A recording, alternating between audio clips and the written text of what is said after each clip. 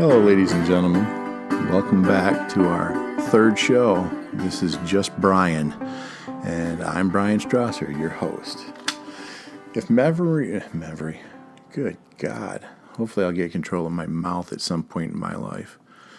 As memory serves me correctly, we had left off in Houston, Texas in January of 2001.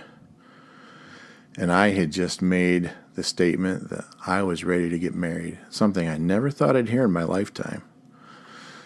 But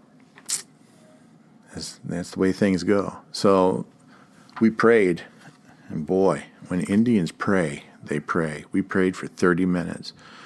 It was Elizabeth, her husband Sam, and their 7 children. And the moment, and I mean the moment that we were done praying, Elizabeth went to that phone, picked it up, and called to the India hotline and arranged for, as I recall, and I used to say it was 4, but I think it was, there were 3 pictures of 3 eligible young ladies that were in their orphanage system that I could potentially meet and get to know and marry one of them. Unbeknownst to me or Elizabeth, her father, who his name was Dr. M.A. Thomas, he is the one that, with his brother, started Emmanuel Ministries in India. He was good friends with my current wife's family. He had gone to visit the Prabhakaran household. That's my wife's maiden name. And now I can tell you, tease is over. Her name is Nisha, Nisha. Loved that name the first time I heard it. Love it even more now, but that's beside the point. She was the oldest of 3 daughters, and it is somewhat customary for the oldest child to get married first, and then each one in succession. Well, she was holding up the gravy train. Her father told her, Anisha, you do what you feel is right. Her mother wanted her married because she was in her 20s, and that's, in India, that's a little long in the tooth. It's not like we do things here. So they sent her picture along with Dr. Thomas, and when he heard that guy Brian, who he'd met the year before, had decided to get married to an Indian girl, he made sure that picture came with the other 3. So I received these 4 pictures maybe a month after I had visited my friends in Houston, and I looked at them, and I read the bios that were written on the back, and I was just, I would just get in a panic because I thought, what am I doing? I don't know how to do this. So I finally called Houston, and Elizabeth talked to me, and she said, well, you have to pray about it. And I said, well, I've been doing that. Just keep doing it. I said, okay. So their oldest daughter gets on the phone, or Debbie, she gets on the phone, and she said, hello, my brother. And I said, how are you, Debbie? She said, I am fine. How are you? And I said, I'm having a hard time. Tell me about it. So I did. She said, here's what you do. Throw them up in the air. And I said, yeah. And then what? She said, the first one to hit the ground is your wife. And I said, are you kidding me? No, try it. And I said, you got to be out of your mind. She said, I'm just kidding, but try it. What the heck? I thought, yeah, right, never. I said, Debbie, come on. I'll just have to figure something out. A week later, I sat there in a truck stop in Breezewood, Pennsylvania, and I was ready to take a nap, and I thought, oh, what the heck? I prayed. I said, Lord, let the first one that hits the ground be my wife, and first one to hit the ground was Nisha's. Yeah, right. I did it 2 more times. Each time her picture hit the ground the first time. And I can't remember the book or verse in the Bible. It's the Old Testament. It's about the fellow who had the wine press and he had the sheepskins. And he prayed something to that effect. You know, if he's meant to lead the Israelites into battle, please make this sheepskin wet in time of dryness. I think they call that a drought, dummy. That's right. Yeah, drought.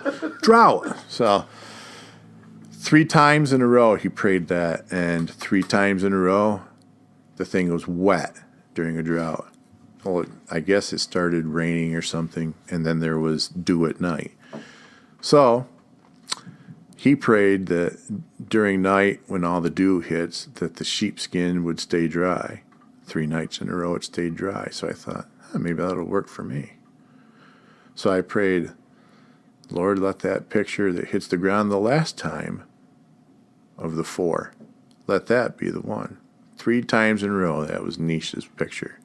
So I thought, if you ask one more thing, you will get struck by lightning or something. So I'm like, I better back off.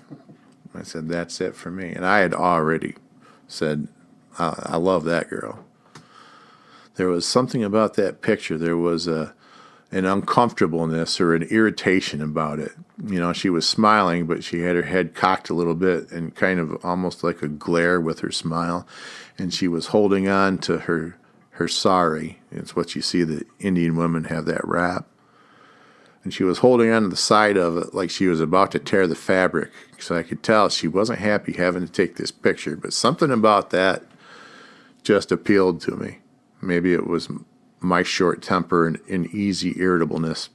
I'm like, yeah, we're perfect. So I said, that's it.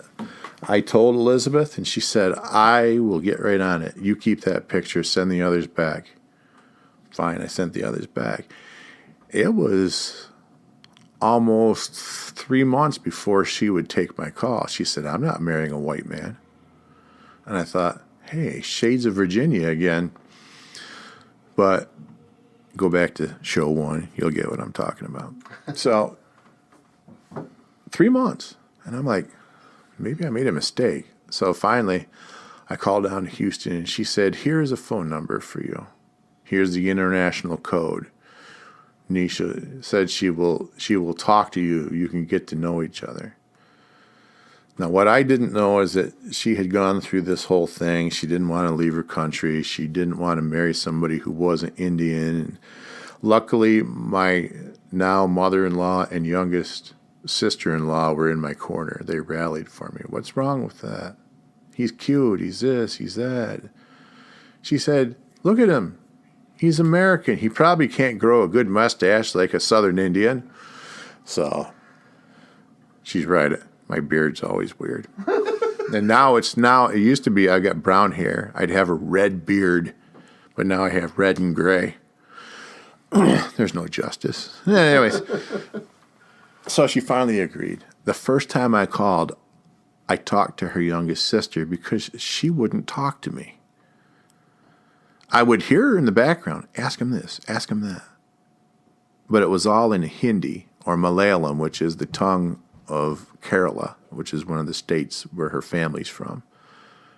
I said, why won't she talk to me? Oh, she's shy. I said, we're on the phone for Pete's sake. I said, she said, no, don't worry about it. So I answered, felt like 100 questions.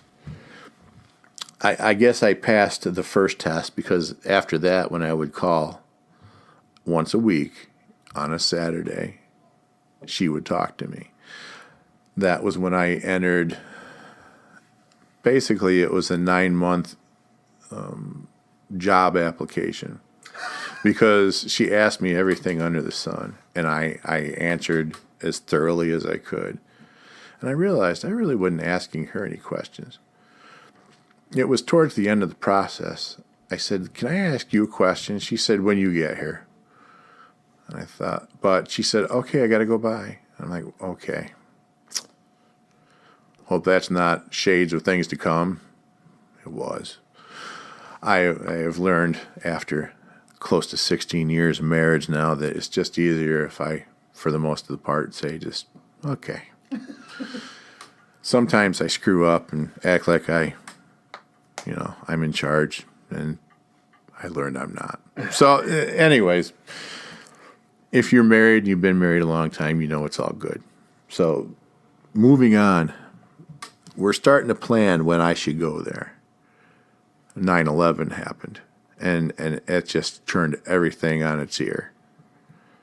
I was, at the time, I had a steady run with J.B. Hunt. I would haul automotive parts from Virginia up to Oakville, Ontario.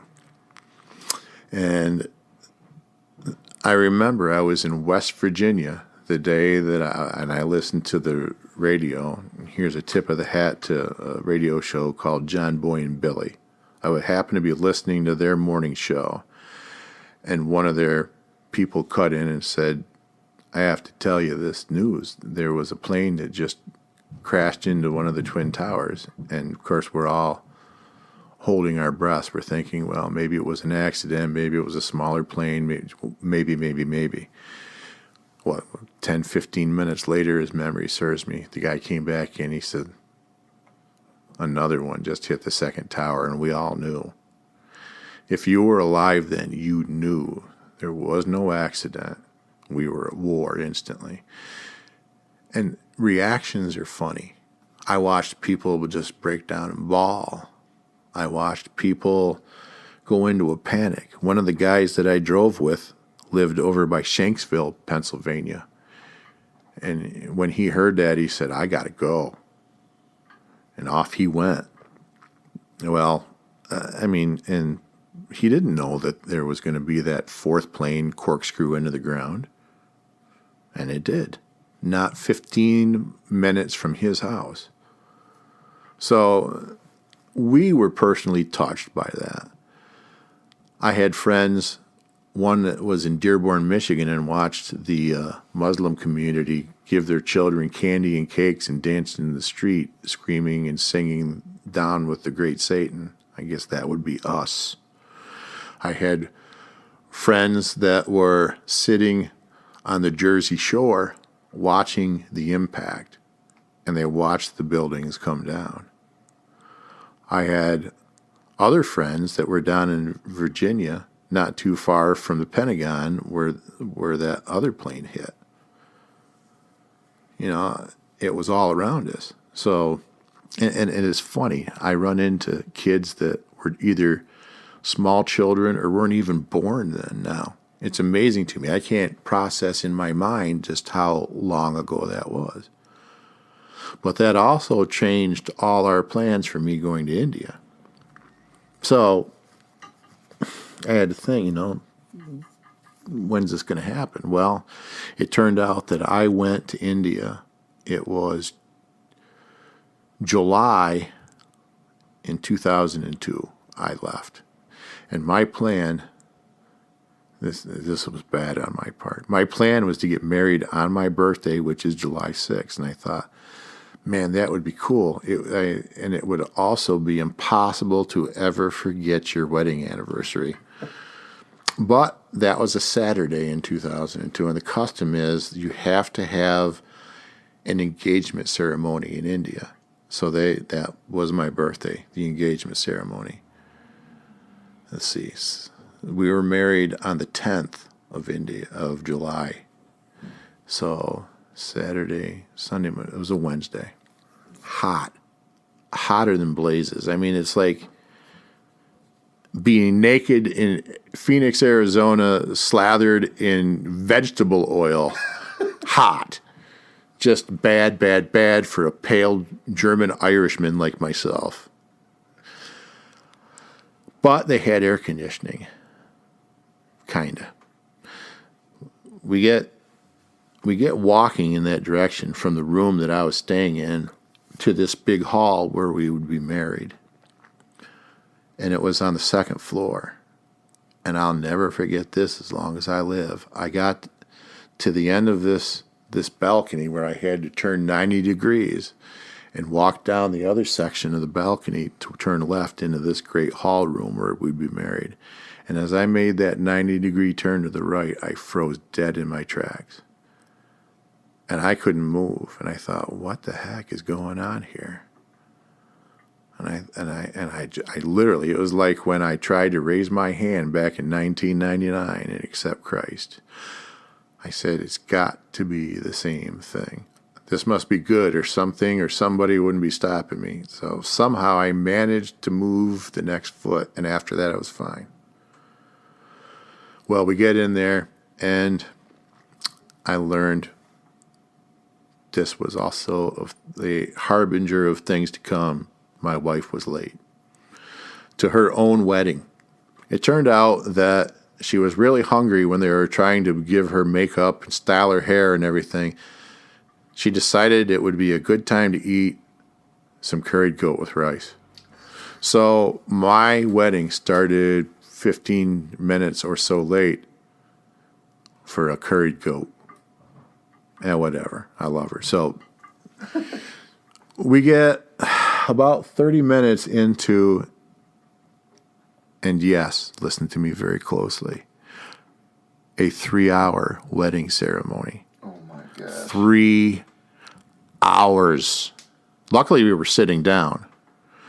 Unfortunately, about 45 minutes or so into this 3-hour wedding ceremony, there was what's called a brownout in Kota, Rajasthan, India, on July 10th in the early evening.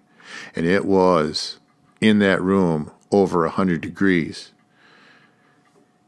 And I was fading fast. If it wasn't for my future cousins-in-law, I love these guys. And we hit it off instantly. Thank God they liked me. Because they liked me, they were handing me up bottles of water from behind so that I could sit there and try to nonchalantly drink them. My wife's kind of glaring, and I said, I pass out or I drink. You choose. Drink. So I drank. I drank half a dozen bottles of water and a bottle of Limca, which is a lime-based soda that they only sell in India. And I'm going to tell you what, we should get rid of everything else in North America and sell Limca because it's that wicked ripping good.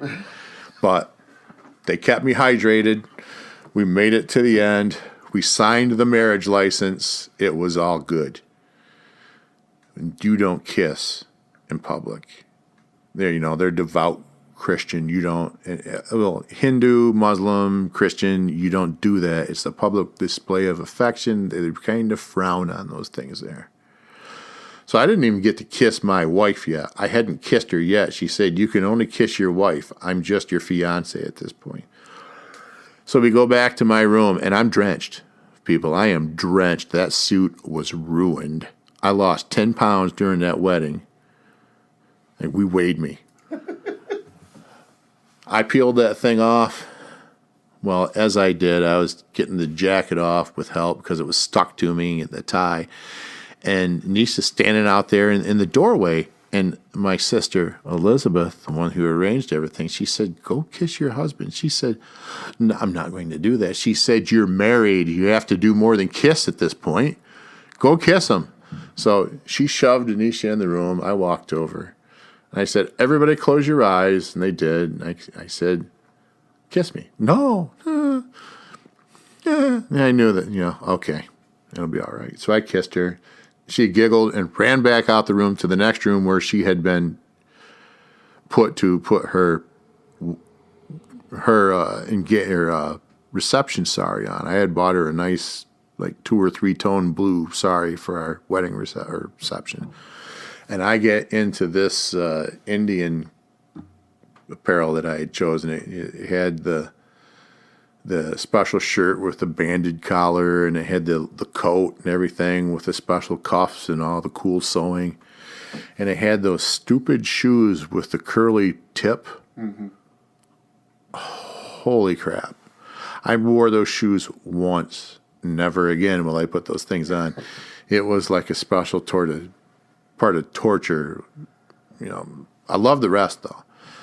What I didn't realize is that at the wedding reception in India, you stand on this podium. They have these 2, it looks like big royalty chairs that you don't really sit in maybe 10, 15 minutes the whole time. We stood there for 3 or 4 hours. And the custom is that everybody wants to take a picture with you. I took pictures, and I kid you not, they were close to, I want to say, 500 to 600 people at our reception easily. I had to shake hands with every one of them, take a smiley photo, and we had a big old bucket of candy. You give each person a bucket of candy like a little gift for coming. And they had a silk bag where they would give like gifts to the new couple. We never really used it. We gave it to her parents because they paid for the wedding. Fine, I didn't care about the money. But we get all done with this meet and greet, and it's time for us to eat finally. Everybody's pretty much cleared out. Thank God this place was air conditioned, and they kept me in water and Limca again. And at some point, I thought they were going to have to take Scotch tape and glue a smile on me because my face hurt. Well, it was a vegetarian menu, and I didn't know that either. So I ended up eating rice, some chapati, and some naan bread, and I had some vanilla ice cream. That was my meal for, the wedding reception. Again, I didn't really care. It's a humorous story. Roll with it. I'm not going to tell you reception stories because it's none of your business. But I've been married just about 16 years come July 2018, so I'm, obviously things went well. So we go to Delhi. We're on this honeymoon tour. We have to meet all the family.